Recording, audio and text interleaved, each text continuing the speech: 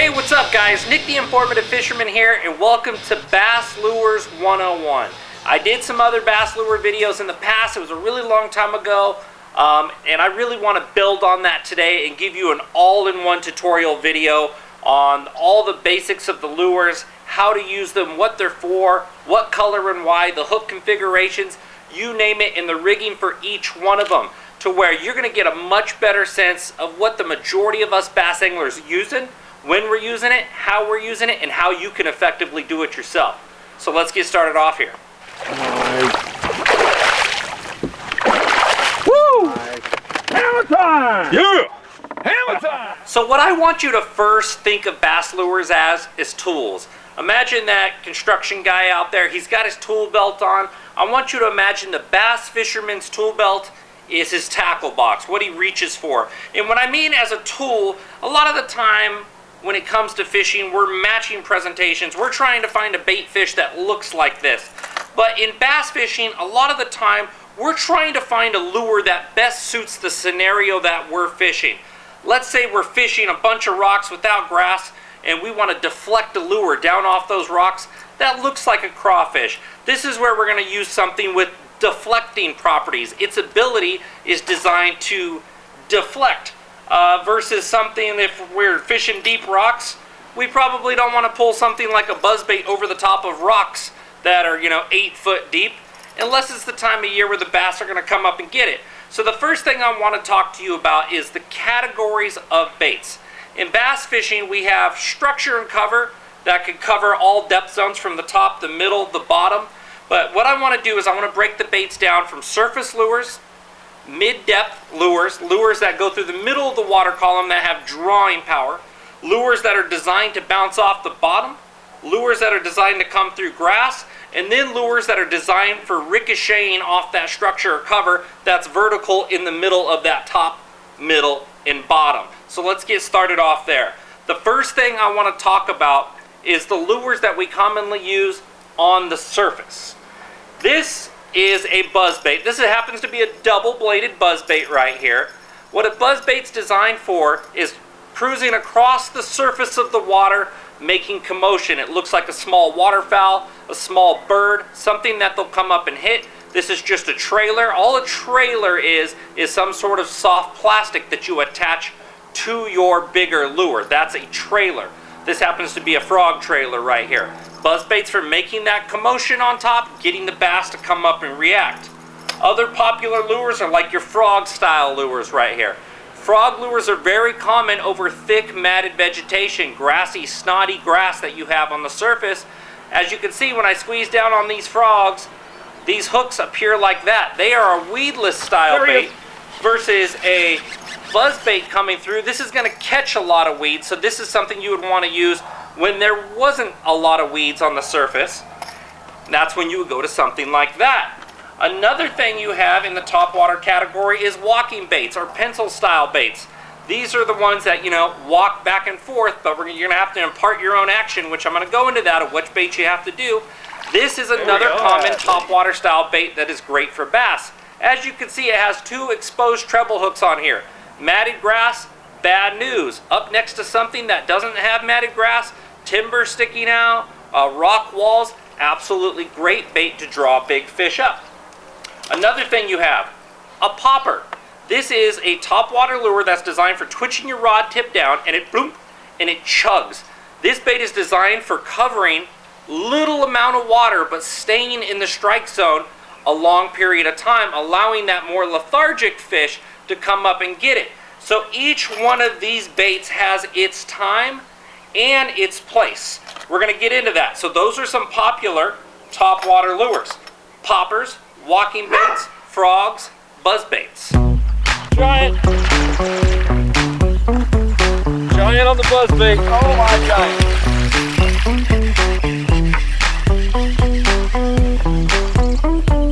Coming over.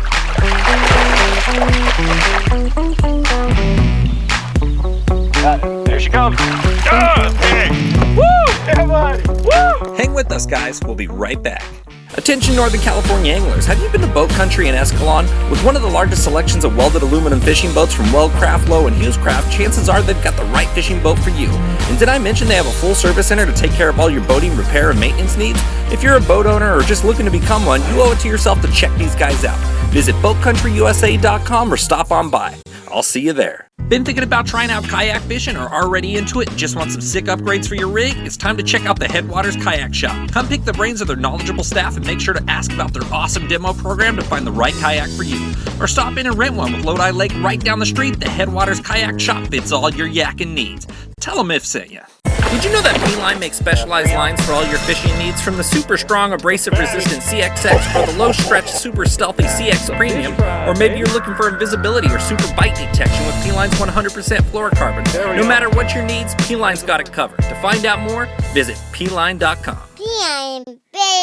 Hey Sportsman, have you ever wanted an all-in-one cleaning tool for small game or fish? Well, look no further. The Sportsman Field Tool offers an all-in-one stainless steel construction with all the bells and whistles. From a fillet knife, snip, snub knife, gut rake, and a scaler in its indestructible case, you really can't go wrong.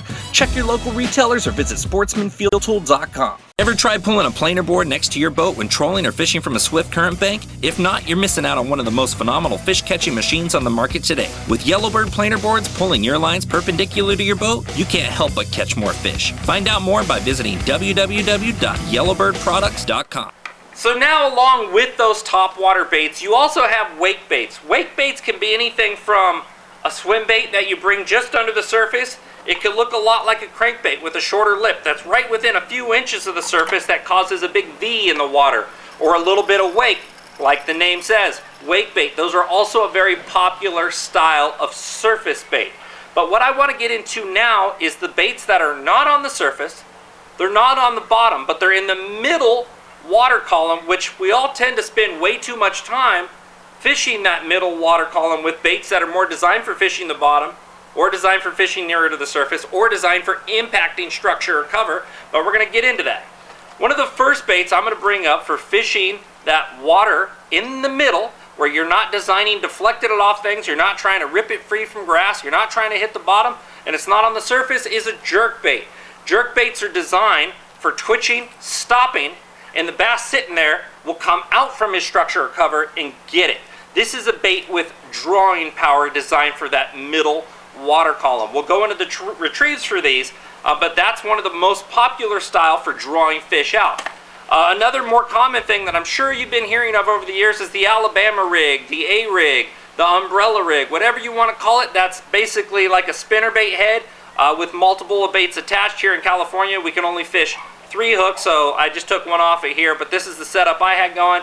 Didn't have a hook in here. I had a little willow leaf blade on there for some extra flash. These are also designed for casting, bringing them through that middle water column. They look like a school of bait.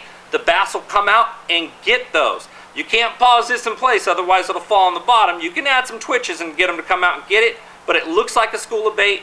Big meal. It intrigues them. They'll come out from that structure or cover and go get it. Another very, very common thing you have is big swim baits. They don't have to be big. They can be small swim baits like this little BWA 7 right here. It could be like a 3D trout.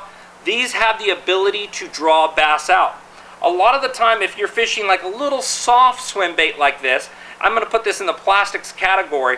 It's smaller. So yes, it's the same principle of being able to swim through that middle water column because it's a swim bait and draw them out. But a lot of the time, the smaller the bait you go, if you can't stop it and have it suspend in the middle of the water column, you want to get it closer to structure or cover to where those fish don't have to run out and get it because it's not a large meal. If this thing was the size of this bigger meal, they're more likely going to travel out and get it at that point. But that's a little tiny swim bait. But these bigger swim baits, like you see all these big trophy hunters catching fish on, the fish will swim out and come get these. They're a bigger meal designed for the middle of the water column. That's that jerk bait, the A-rig, your swim baits. Those are baits designed for the middle that'll draw bass out to come get them. That's a line through. That bait's designed to slide up the line to where that hook goes independent of that bass. You look at this, people think that's a big swim bait. You still think it's a big swim bait? I can set it in there before it even touches the back of her throat and it just disappears. That's a full fist, my fist. I'm 6'6", so that's a huge fish. Right there, post spawn, big girl. Got two with it too. Woohoo! Hey, There we go. I don't call them big baits for nothing. Let me, So now let's talk about the bottom baits. There's some baits that you just can't get down to the bottom. Frogs and stuff like that, you're not getting down to the bottom. Some swim baits sink. You can get down to the bottom and creep those along the bottom. The ones with the hooks on top and no hooks on the bottom can be slow rolled across the bottom. But your more common baits are your big deflecting baits like crankbaits, baits that are designed to get down there.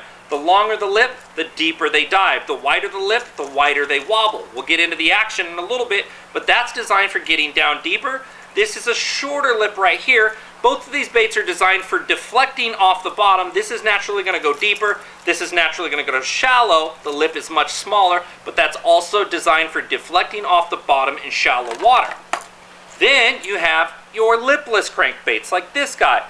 The depth on this is controlled by the angler. You can fish this thing in 1 foot of water as well as you can fish it as well in 15 feet of water. This bait's designed for getting down there, touching the surface of the grass, ripping it free, letting it touch, ripping it free, letting it touch. Looks like a crawfish down there, scoring some reaction strikes, but that's up to you to let it fall. Just casting out and reeling these, they'll dive down. Casting out and just reeling in real quick, this is going to stay near the surface. This can be used as a surface. It can be used as a mid-depth. Mid-depth doesn't have all that drawing power like a swim bait or an A-rig or a jerk bait has, so you want to get this down closer to the bottom and rip it free of that grass. One of the most popular bass lures of all time, a jig. There's a whole bunch of different styles of jigs. There's the ones with the wider heads that are designed for dragging across the bottom, keeping your hook point upright. Those are your football jigs. You have very narrow heads designed for coming through grass. Those are your grass jigs. And then you have variations that are designed for doing a little bit of both, flipping and pitching. But a jig is ultimately designed for fishing very close to the bottom or hopping it off the bottom. You can cast it in a real heavy cover and things like that. And the jig has a big, heavy weed guard. That is another very common bottom bait. Another bottom bait you can do, spinner baits. These are oftentimes used for fishing shallow water, mid-depth. Mid-depth they don't have near the drawing power that those other ones do, like I was talking about, or dragging along the bottom. Each spinner bait is specially designed for different weights, for getting down faster, for holding against the bottom, for staying up shallower in the water column, but this one is a 1 ounce right here, designed for dragging along the bottom. You have big round blades like this. These are your Colorado blades for causing a ton of commotion in the water, which helps in dirty water. It's also more irritating to that bigger fish to maybe come and squat it. Then you have something like this with double willows on it. This doesn't make nearly as much commotion, but the lighter nickel like that throws more flash. The gold better in overcast, but you can get these down to the bottom, so those also land in the bottom bait categories. Stick worms. Let's get in your plastics right here. This is a basic Senko style bait, Bass Pro Shop Sticko. This is a stick worm. You can Texas rig these. You can put a little bullet weight in the front, or you can cast it out, let it fall weightless, and get down to the bottom. You can fish these on the bottom. You can fish big curly tail worms on the bottom. You can flip creature baits and let those get down to the bottom and hop those along. Those are all very good bottom baits.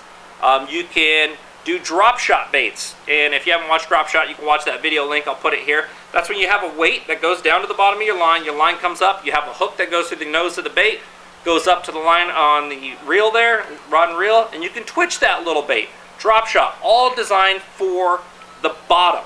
Another thing you can do is you can vertically jig spoons. If you look on your fish finder, you see fish down there along the bottom, you can vertically jig a spoon. You can drop it all the way down to the bottom, feel it bump, and then lift up a little bit on your rod and hop that up and down. The spoon has a lot of power because you're never removing it out of the strike zone. It's in there hopping the whole time. And then you have things like flutter spoons, really light like doctor spoons, like this 175, a really thin, light flutter spoon. You can cast out there and it'll slowly sink, looking like a wounded bait fish the whole time to the bottom. And you can rip it up and let it slowly sink again. Those are also really good presentations to get down to the bottom. So those are your bottom baits, some suspending baits, and some surface baits, and hopefully that'll help you a little bit there. Now let's get into how we can use some of these to our advantage and what they actually do. Watch out, watch out, watch out, watch out, watch out. Go, go, go, go, go, go, go, go. Stay peg, baby. Jeez, jeez, jeez, jeez, jeez, jeez. Jeez, jeez, jeez. Oh, no, no, no, no, no, no.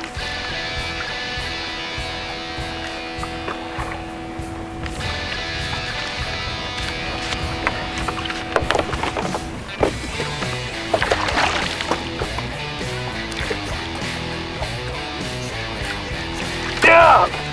Look at how full that fish is. Oh my God. That's an 8.5, 9-pounder right there too. Holy man, we are getting it done. Hang with us, guys. We'll be right back. Did you ever wish for an RC boat when you were a kid? And do you have a passion for fishing? Well, guess what? It's time to do them both at the same time. With RCFishingWorld.com's RC Fishing Pole, it's time to be a kid again. So visit www.rcfishingworld.com today. Oh, look at that. Oh my God, no, it's a giant largemouth. Oh, I'm pretty sure that's a giant largie. Oh my God, there's a 10. Oh God, stay peg, baby. Oh God. Wow. Oh yeah, 10-pounder. Nice. Here we go. Okay, she's not done. She's not done. Stay peg, baby. Stay peg, baby. Yeah! Hell yeah! Woo! Now we're going to get into actions and the lure's ability and why you really need to focus on this. This is something I even see professionals make the mistake. I make the mistake. From time to time I get road stare and I'll cast out something that's designed for deflecting. A square bill crankbait like this. When you cast this out and you're reeling and you get all the way back to the boat and you didn't hit the bottom, you're defeating this purpose. This bait is designed for deflecting off of rocks.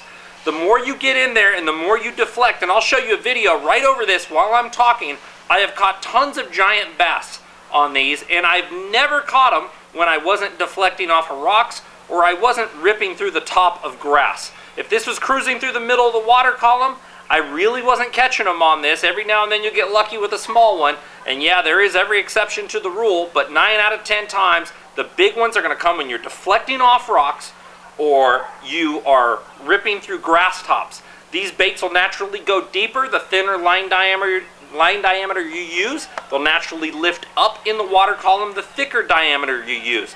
You don't have to be too worried. Just tie a big heavy knot on there. These are big reaction baits coming through there hot and heavy. This has a pretty chunky little profile. Looks just like a crawdad. Black and red, high calcium meal, something they love early in the spring, something they love later in the fall to bulk up. They like to bulk up before they spawn. They like to bulk up before it gets cold. And bass always love crawdads. If you catch a bass, you look in the roof of their mouth, you see a little bit of red calcium deposits in the roof of their mouth on their teeth. That's a perfect time to pick up something black and red because that particular bass in that area, and probably others, love that crawdad presentation. That's that black and red. That is a square bill designed for deflecting. And then you have this deeper diving. This one happens to go about 8 or 9 feet. Like I said, you can adjust it by a few feet, switching through different line diameters. Using braid oftentimes will help you get down deeper sooner, but if you're fishing around shallower timber, you might want that thicker line diameter to lift it up. This guy, a big round bill right here, he's designed for rolling around objects when he hits them. Okay, it's not a square. The square would bounce right off because it couldn't rotate and come up and over, boing, boing. But a big rounder lip like that, let's say if it hits a stump, it'll roll around it and go. It'll roll. Down there on clam beds, it'll roll around and cause reaction strikes down there. Once again, if you're not hitting something with the crankbait, you're merely defeating its purpose. Yes, you can still catch bass from time to time, but if you can't hit the bottom, pick up a jig, drag a Texas rig worm, drag a Carolina rig, throw a drop shot down there, because more than likely that's where the bass is going to be. And if you don't want to do any of those things, throw those middle of the water column baits that you know you can draw those fish up to it. So now let's go from there. Let's go to this spinner bait right here. And in a video that I gonna show you right over the top as we're talking. I'm not sure if you can see that red double willow spinnerbait right there, but I was casting over toolies, bringing them literally through and ramming these things into toolies to score reaction strikes. I just caught my personal best. I just caught a 12-pound largemouth doing that. I happen to call the black and red double willow spinnerbait my elephant gun because it's for going out there whacking elephants, man. Huge bass. And I get them by ramming these into toolies. When I'm fishing a spinnerbait, if I'm stuck to that middle water column, I'll oftentimes pick up another bait, or I'm twitching it and ripping it and changing the retrieve, or I'm slowing down to try to get it near the bottom to where I can bounce it off the bottom and flutter it, or rip it free from grass, or bump a wall and hit some timber, or like I said, cast it over toolies or parallel them and try to ram it into the toolies for a reaction strike. That's why I consider this a bottom or a reaction bait. Running into objects, bumping into objects on the bottom, but I really don't like fishing the spinnerbait through the middle of the water column. That's where I'll go to a bait that will draw them out. With those spinnerbaits, like I said, you have the different blade variations. The thinner blades, that bait will naturally move through the water faster. Your bigger, thicker blades like that, let's say you had a much lighter head on your spinnerbait, the bigger, thicker blades is going to slow it down during the retrieve. You're going to feel a lot more resistance when you're reeling. A lot of the time, if you want to get down heavy in the middle of the summer, let's say there's shad down there on the bottom, double willows, heavier head, white silver looking skirt, that'll represent a shad, and you can move it down there on the bottom and rip it fast and get a lot of cool reaction strikes, just like KVD's done over the years, time after time and time, time again.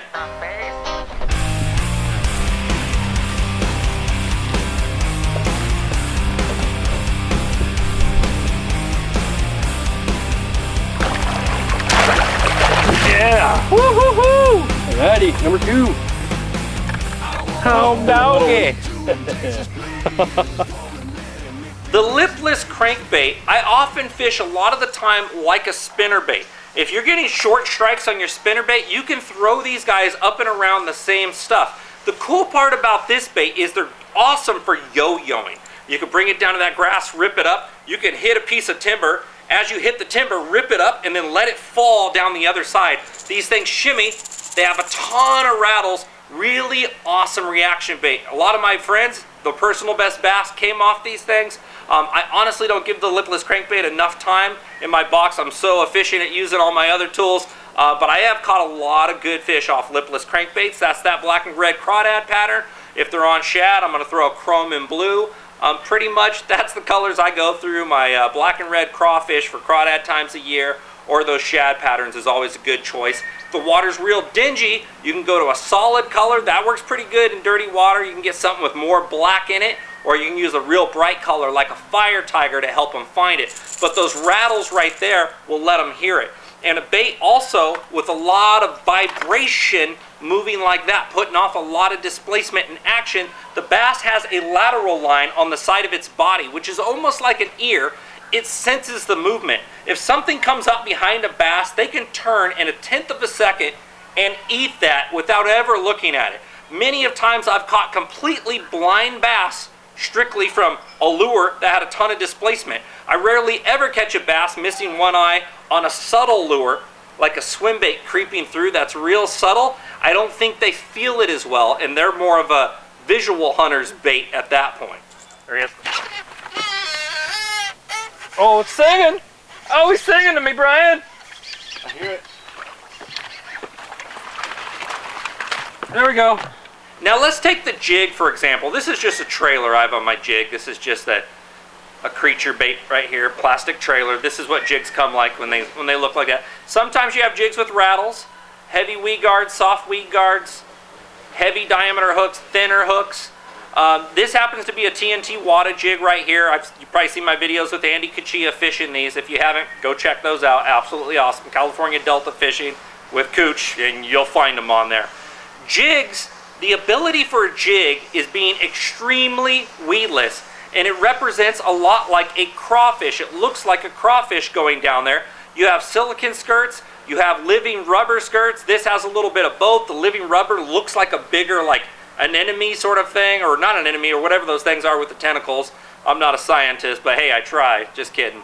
But you know, silicon's more of a natural flutter. The living rubber will actually, just the bait just sitting there, oftentimes they'll wiggle around like that, and that's enough action to get that bass to come up and get it. The true ability of the jig is its weedlessness and its bottom, getting down to the bottom and hopping it or dragging it. That's the true retrievals with the jig, is to throw it in the heaviest stuff you can find. Tree branches, everything, throw it in there, let it fall naturally down there, and let that bass come hammer it and just slam them home. Big stout single hooks, big heavy rods, you can jam those home with these. So fish it in the heaviest, thickest, prime stuff you can find, and don't be afraid to lose them. Get lots of jigs. If you're losing jigs, you're fishing where the big girls live. Don't try to throw this out in the middle of open water unless you know where fish are in your fish finder and there's a creek channel or something that you can drag it through. If you look at Navionics, you see the creek channel on the map, you know how to find it on your fish finder, then drag jigs through there. But otherwise, throw it through that thickest, heaviest cover you can find, and you'll get big bass on these. Nice hook, too. Oh, that's a good one. Right up against the tulies.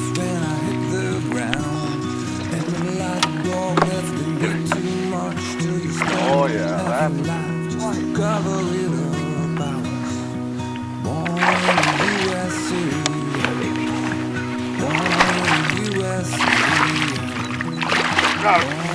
That's that one. Oh! There you go, That's sir. what we do.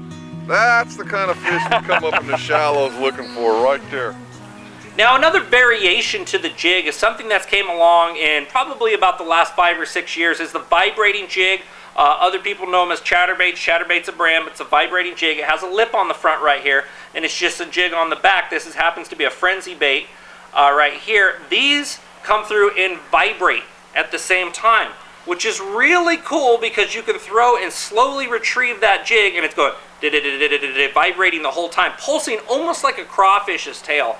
And more recently over the years, more guys are switching to these black blades like this instead of the nickel flash, because crawdads really don't have much flash in their body, and either do bluegills, which is, you know, pretty much the primary diet of where you're throwing most jigs or most vibrating jigs nowadays. I happen to like the black a lot myself. It looks more like a dark eye or some black lines. It's more of a perfect focal point, that dark color. But these come through very, very weedless, just like the jig. These are more for casting and slow winding, not for dragging across the bottom. This is a cast and retrieve style bait that you can fish shallow. You can fish through the mid-depth. Once again, if you're fishing through the mid-depth, make sure you're hitting something, otherwise slow down or speed up. You want to be near the surface of trap zone for the bass, you want to be there at the bottom where their cover or structure is, or you want to be next to some vertical cover, hitting a wall, hitting a tree, something those bass are going to be on. This is not a draw bait like these other ones are, so go get your reaction. Now let's go back to your frogs. Bright, clear skies, sun's on the water. Pretty much if you use a white bottom or any natural looking frog presentation, that's going to be good. Dark skies, low light early in the morning, black, better focal point for them. That's going to be good. Now you see this has a pointed nose and this has a popping nose right here. This is for slapping your rod tip down and letting that bass hone in on it when he can't find it. These can help in dirty water. These can help when there's thick grass everywhere and you just think maybe the bass doesn't have a good idea of where it's at, or thin grass on top. This is more subtle and he can sneak up on it. This is to let him know where they're at. The popping mouth, the chugging mouth, this is more subtle. A lot of the time, some days you can only get bit on this, some days you can only get bit on this. It's just how it goes. A lot of the problems that people have with frog fishing is they treat them like a walking bait, and they're focusing most of their time of covering as much of that matted vegetation as they can, thin, sparse grass on top, covering too much of it, okay? The problem is with that is frogs, you have a very low hookup ratio. So if you twitch, stop, twitch, stop, the bass will pick up on that cadence. And the cadence is strictly the way you're retrieving your bait. On that stop, that bass will more than likely eat it. He'll have a better visual on it and eat it. But as it's moving, a lot of the time, just like working any topwater bait, you'll see the bass splash at it, okay, and not get it. Then he comes back and gets it. But when you're throwing these on matted vegetation, most people see the bass pop and they set the hook right away. If you strictly maintain your retrieval as that bass blows up, even if he misses it, you didn't jerk it out of there, you maintain your retrieval, all of a sudden, you feel your line get heavy, and your natural tendency is to lean into them. You're fishing these on a minimal of 50-pound braid, okay?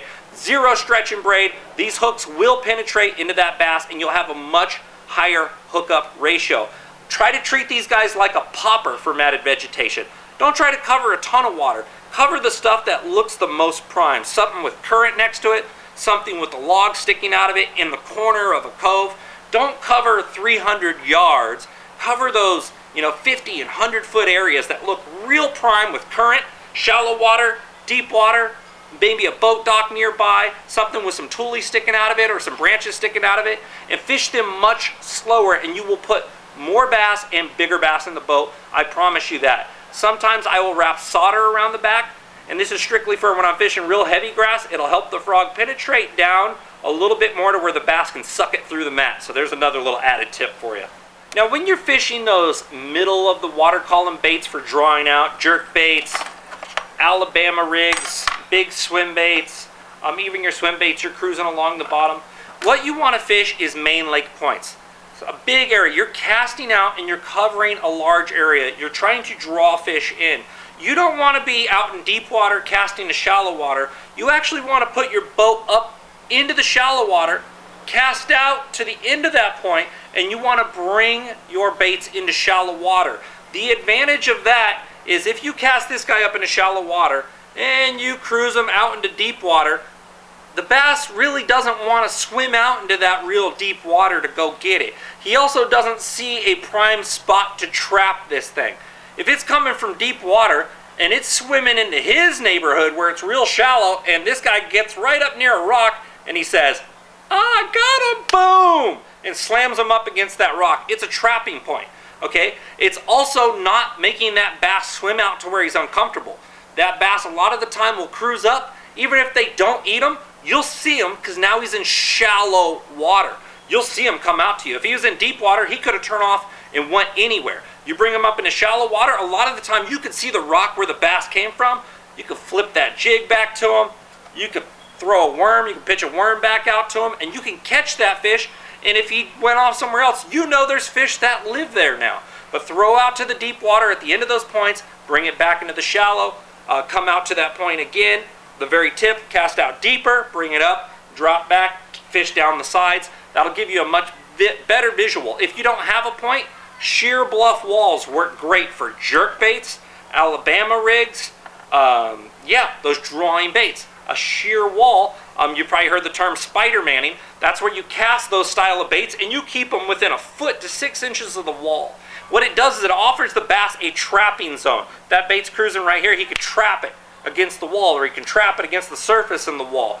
But if it's out and away from the wall, he knows that bait has multiple angles to escape, so he's less likely to attack it. Trust me, I've done this hundreds of times with largemouth, with stripers, all predator species. If you give them a spot to trap that bait, you're way more likely to get bit. It just works that way. So get it right up next to a sheer wall, right up as close as you can to some cover if you see it out there, or down along the bottom, or directly across the surface. Out directly in the middle of the water column, you want to fish it as slow as possible if you want them to come get it. But I always prefer a trapping point, whether that's the bottom, the top, or a wall, or right up along one of those points, throwing deep and bringing it in shallow. All right, now I want to go back into these topwater baits a little bit. The popper and a walking bait. I see too many guys trying to cover water with a popper. Poppers should have a good tied feather tail on the back of there. If you don't have tied treble hooks, find a fly fisherman, okay? Because the generic ones that come out of the store, this popper, this one's a generic right here, just happened to be sitting on top of my box. I will get one of my Umpqua feather tie-in buddies to tie me up some killer ones on the back. See this, how it has red on it? Red is a focal point. It looks like the back of a gill plate. A lot of the time on swim baits, you'll see guys add red piping back there. What that does is it makes the bass think the fish is not looking at them. When the bait fish is looking at them, they know if they go for it, it's going to flee. They know if it's turned around breathing, they can see that red in those gill plates back there. They also know that bait has its back turned to them to where they have a better opportunity at sneaking up on that bad boy. So when you have a feather on the back, don't have red on there. And if it happened to have red, take a red Sharpie, put a little bit of red up there around the bottom of the front hook to get them to focus. If you look at what they did on these frogs, see this black around here? Look at the eyes and look at the mouth, red. Okay, Dean Rojas actually designed this frog, and trust me, Dean knows what he's doing. There is no red near the back of there. He wants them to come up and chomp the whole thing head first. He doesn't want them to come up and slash at the legs, okay? So that's one of those really critical things. Don't cover a ton of water with a popper. Put it right up next to a tree and don't move it. Just bloop, bloop, and give it slack. Try to keep it right there. It is deadly sitting still. Those feathers will spread out. A lot of the time bluegills will come up and peck at them, and the bass sees the bluegill swim up, and then he goes, oh, free meal. If a bluegill can come up to it and the thing's not moving, you will oftentimes see a bluegill, and then out of nowhere you will see big mama bass come and just suck these things down. A lot of the time they don't blast a popper. All of a sudden you'll just see a swirl and your bait will just be like, whoop, gone, and she's got it choked. So a popper, don't cover a ton of water. Throw it right in that prime, really, really good looking stuff, and twitch, twitch, twitch it. You know, a walking bait like this here, there's a many of type of walking baits that you can use. These are covering for those bigger, longer inside lanes right along the bank. Let's say you got some grass a couple of feet out, and there's that water column that's nice and clean right in there near the rocks. Some grass down there, some branches, but nothing on the surface. You can cast these walking baits out there, walk them back and forth, pause it, walk them back and forth, pause it. Baits with single knockers like that baits that you can cast a long range and walk back and forth, walking the dogs, twitching your rod tip down, giving it slack, reel the slack, twitch, twitch down. It'll walk that bait back and forth, walking the dog. If you don't know how to walk the dog, watch my How to Selected Lure video. It's near the end of the video. I'll teach you the retrieval methods on how to do that. Okay, now for your soft plastic lures. Like I said, you have your stick worms, your flipping baits, your creature style baits, your little poured swim baits, your long curly-tailed black worms, your little grubs, your little tiny drop shot worms. There's a ton of variations, and those are lures, but they're not ready to fish out of the box. You have to put a hook on them. You have to rig it like this, a wacky rig or a Texas rig or a Carolina rig, a Nico rig. There's a ton of that, and instead of letting you sit here for another 30 minutes, if you want to watch that, click my video right here on the bottom, how to rig soft plastics. I'll go through all of that and explain a little bit more on how and when to use those presentations. So hopefully that'll help you out. Now, one more thing I want to cover. The bigger the presentation, I want to show you something here. Let's look at these two swim baits right here. This is a bigger, better meal versus this. There's nothing saying that a big bass won't eat this. That's the same size as the big bass, that'll eat this. The difference is a larger bass wants a larger meal. I'm 6'6", 235. If I walk into Burger King and there's a register over there and they'll only serve me a double Whopper, and that register over there, the same distance, was only going to serve me 2 French fries, guess where I'm going to go? Double Whopper time. If I'm a 1 pound bass, I will eat this just as often as this, and more likely the smaller bait more often. But you need to understand that there is more small bass than there is big bass. You may fish all day with an 8 or 10 inch swim bait and get 1 or 2 bites if you're lucky, but those bites you do get are freakishly large fish. Versus fishing a grub, you may catch 50 to 100 bass in a day, but if you catch a big one, you pretty much have to bring it right in front of his nose, so he'll say, hey, check that out, a French fry, and choke it down. Okay? But if you miss him, he might not run the French fry down, so you need to understand that principle. Bigger meal, he's more likely to go get it, but there's less big fish. In that same time, is if you hit him in the nose, just like that spinnerbait when I was bringing it through the toolies earlier in the video, I went right through there where that fish was a negative feeding fish. He was hunkered down, didn't expect to get a meal, right in front of his face, and he reacted. That's that reaction strike because I hit the toolies, it fluttered, and she blasted it. You know, so that was a reaction strike to get that big one. But I threw a couple hours before that without a bite. I was throwing this far from the toolies, okay? She just didn't want to come and get it. Maybe if I would have crept that by, the bigger meal, maybe she would have came out and got it.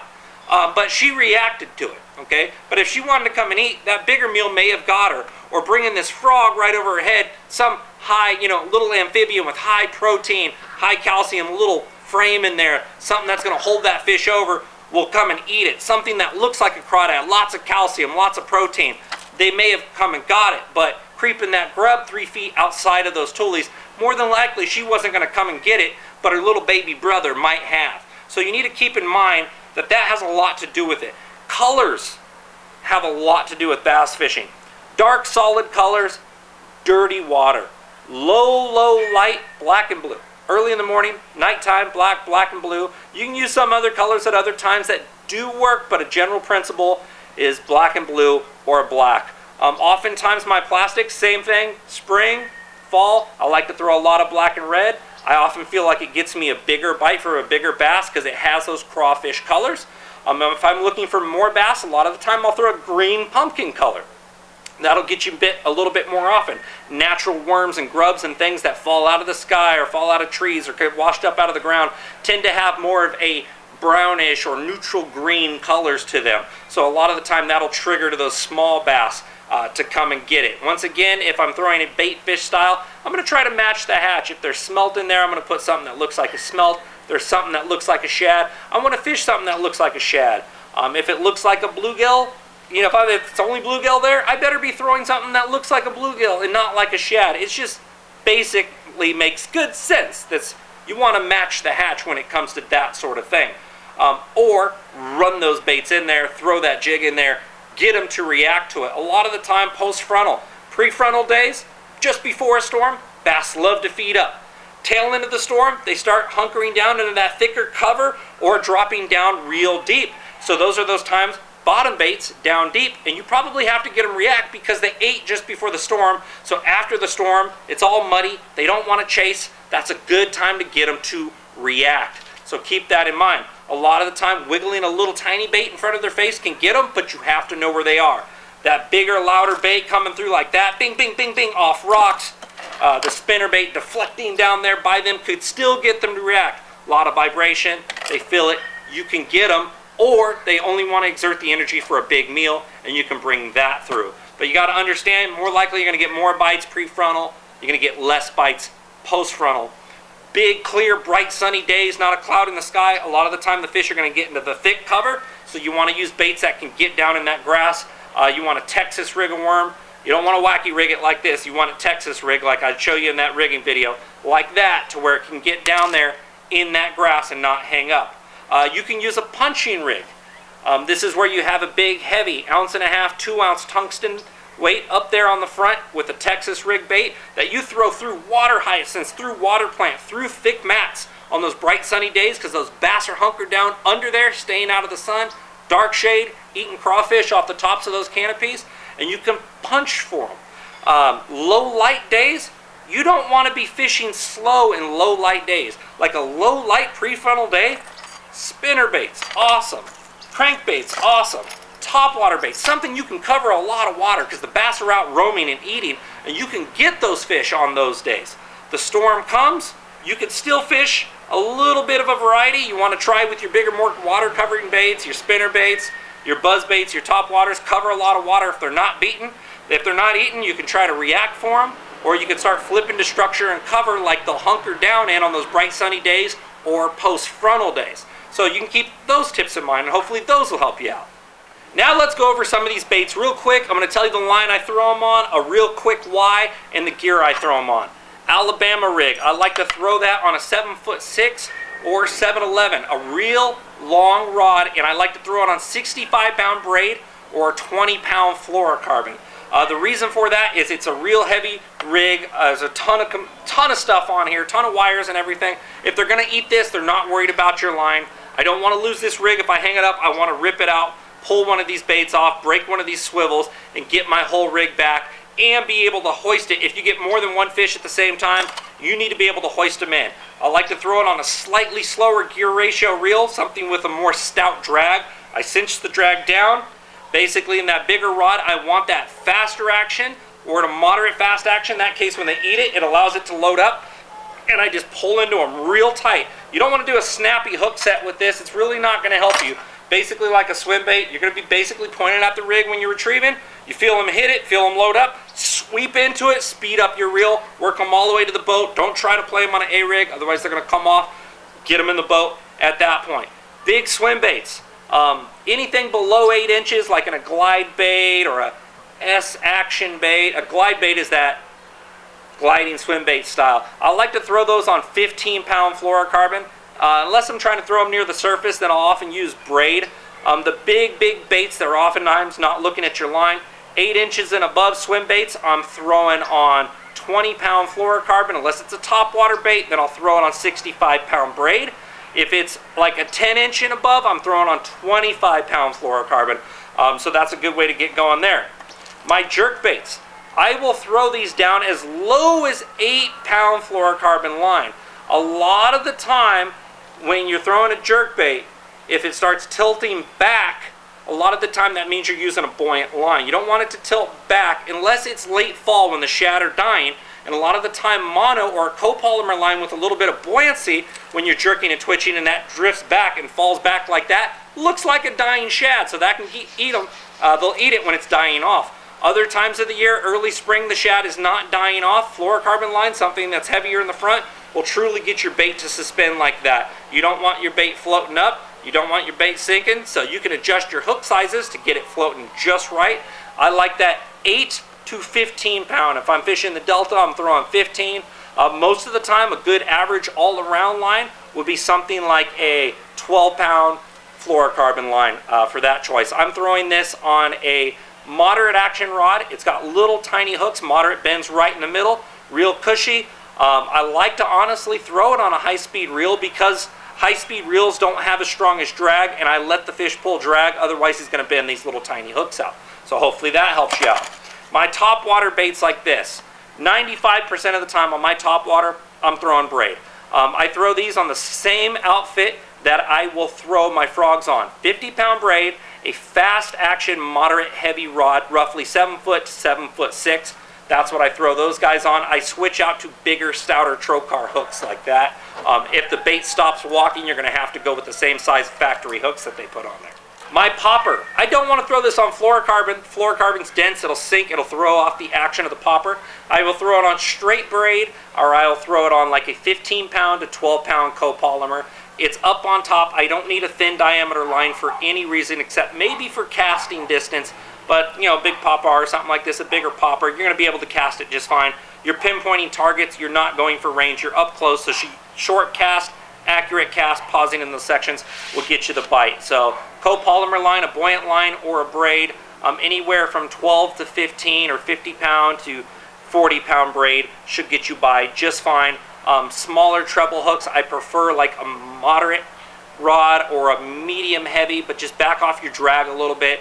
You don't need a high-speed reel for these. A lot of reels can get you by for poppers, so just know that you want a little bit more cushy rod or be a little bit lighter if you have smaller trebles. You got bigger trebles, go ahead and use a bigger, stouter stick.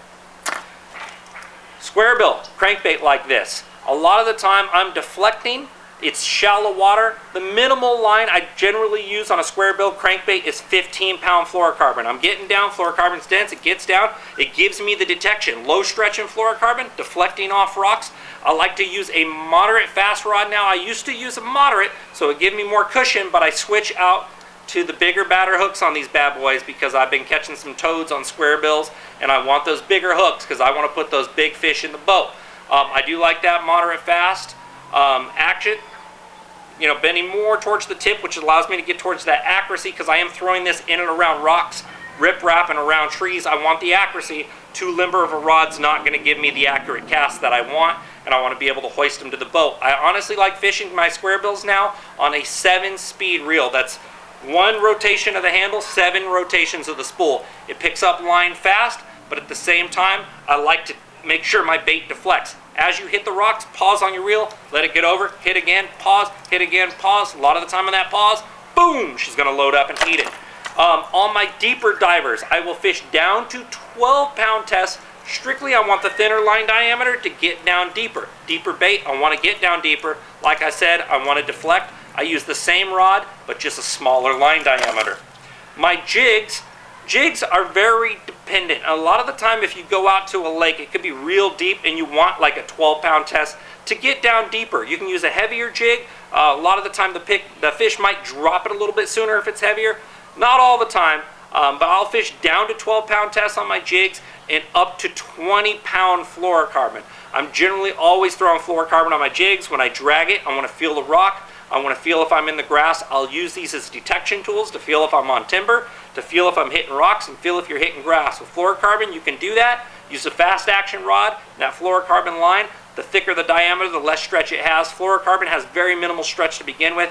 You can detect everything that you're touching by dragging it. If you're reeling the jig, you're not going to detect it. If you drag it and then pick up the slack line, you will detect it. Plus, the bass love these things dragged, so you can do that. The chatterbait I will throw on identical gear to that jig. It's just a variation of a jig for that slow retrieve. Lipless crankbait, I generally always throw these guys on 15-pound line. I'm getting down there in the grass. Once again, it's on fluorocarbon. I prefer a moderate to moderate fast action, smaller treble hooks. If I have a fast action rod and it's a little bit more stout, I'll upgrade the size of my hooks. But a lot of the time, if you're doing a straight retrieve, you'll see if you have too big of hooks, your lipless crankbait won't rattle as much. It'll be more of a tighter wobble, which helps in cold water, but in the summer months when you're ripping these off of grass, you want a real erratic action. Jigging spoons like this, I'm generally always using 12 to 15-pound fluorocarbon line, jigging it up and down. You don't want to rip up and drop slack into your line. You want to go up and you want to follow it down fast. If you drop it too fast, this jig will flip over and it'll grab the line on you and you'll be like, what is that? Vertically jigging spoons in the summertime, in the wintertime is great when you find them on the fish finder deep on a point. Let's say you see a school of fish working a bait ball. You see a cloud on your fish finder and you see slash marks in it. They're at 35 feet deep and you're over 50 water. Eyeball 35 feet away from the boat, take some fluorocarbon line, take 12 to 15 on a flutter spoon, just enough to where you can cast it out 35 feet, point your rod at it, and let the flutter spoon fall all the way under the boat and through that school of bait fish, and oftentimes bass will hammer these. Once again, these are a little bit bigger hook on these flutter spoons, so you can get away with like a fast action rod. It's not so much casting accuracy with a flutter spoon a lot of the time, because a lot of the time you want the distance. If you see the fish at 60 feet and you eyeball 60 feet, you might want that cast out there. So a moderate fast can get you oftentimes a little bit extra casting distance with a lighter flutter spoon. My spinner baits like this, most of the time I'm using 15-pound fluorocarbon. In the Delta, I'll go up to 20-pound fluorocarbon. Most of the times I'm in there running them into objects. I want a big stout rod. I want a moderate heavy fast, and I prefer a 7 to a 7'6". The longer rod sometimes is not as well at pinpointing targets. A lot of the time I'm throwing a spinner bait up under logs and trying to pinpoint targets, so a 7-foot a lot of the time is going to give me that accuracy. The fast action rod tip, bending just up towards the tip, is going to allow me that accuracy. Plus it's going to give me a lot of backbone in the rod to set these bigger, single, stouter hooks into that fish. It's a big bait. I'm ramming it into objects. I'm throwing on that fluorocarbon so I can detect everything I'm touching and put those fish in the boat. I prefer like a 6 to 3, but I will fish them on 7-speed reels. I crank down the drag all the way, hoist the fish to the boat. You don't want them playing around with the spinner bait in the mouth. Get them on the boat. So that's a good assortment there. Big curly tail 10-inch worm like this, 4/0 EWG hook, 4/0 worm hook. You can even use a 6/0 and a 10-inch like this. It'll be fine on your Texas rig. I'll throw it on 12 to 15-pound fluorocarbon. I'm getting down there on the bottom. My drop shots, I'll throw anywhere from 10-pound tests to 15-pound tests. If you're using a bigger line, use a little heavier weight to where you can detect everything a little bit better. My flipping baits like this, if I'm flipping them without punching, that means like if I'm fishing like a 3/16 ounce weight, 1/4 ounce weight, I'll flip these guys. You want to match up your hook size to the profile of the bait, not the tail. So this would be about a 3/0 hook right there that would fit this. This would be about a 3/0 as well. They're about the same size right there. But if you get a bigger creature, you can go with that bigger hook. If I'm flipping these not on tungsten, anywhere less than a 1/2 ounce, I'm going to be throwing these roughly on 15-pound fluorocarbon. If I'm punching, I'm going to go up to 65 and 80-pound braid. That's where I'm like on 1.5 ounces tungsten to 2 ounces of tungsten. But that's what I throw those guys on. I've recently been using high-speed reels, even though your drag's not as strong. When I first hook them, I'll thumb the spool to give it an additional amount of drag pressure, pull them out of the mat, and then fight them at that point. So hopefully all those tips helped you out, guys. If you have any questions, feel free to post them in the comments section. Write me an email at informativefisherman.com. Please like and share this video. It helps out the show and it allows me to make more awesome free videos for you guys. Go check me out at informativefisherman.com. I greatly appreciate you guys watching. Best of fishing. Was born down in a dead man's town. The first kick I took was when I hit the ground. Ended like a dog that's been beat too much till you spend half your life just to cover it up. I was born in the USA. I was born in the USA. I was born in the USA.